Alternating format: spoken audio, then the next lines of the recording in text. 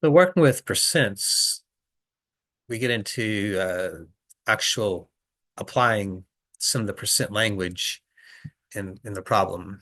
So let's see what we got here on question 7.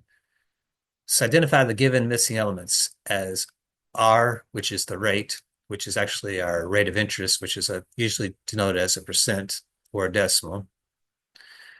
The base represents the whole amount. So a lot of times it's also the original amount, what we started with. And then the portion is kind of this, it's what it is, portion or piece or part. So for a lot of us, you know, you may have to buy something and you have to pay taxes on it. So if we buy bread, I think bread at Kroger's, I think I paid like $2.89 for a loaf of bread.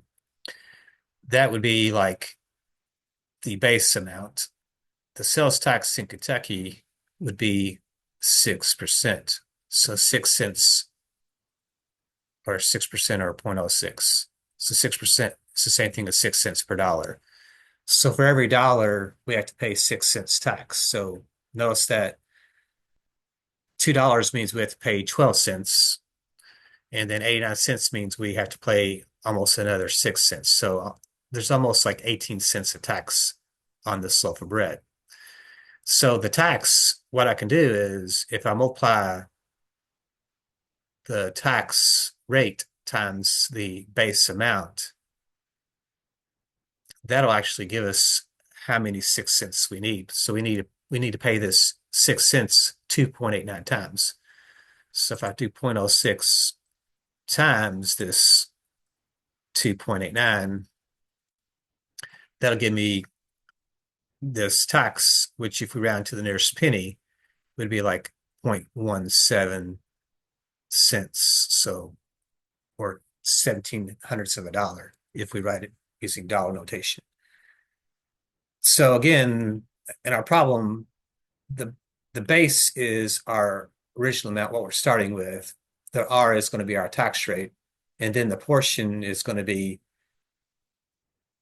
the part that we take out, if you will, or add on to something.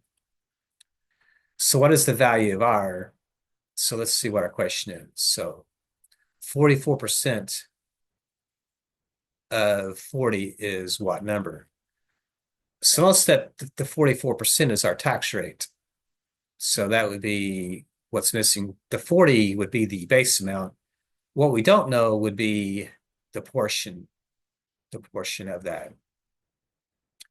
So notice that in math, if we translate, the word of would imply multiplication.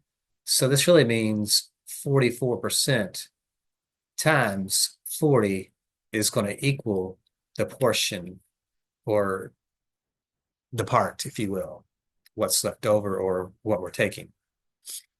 So 44% of 40 would be something that we would be taking a portion of. So we have that going on here.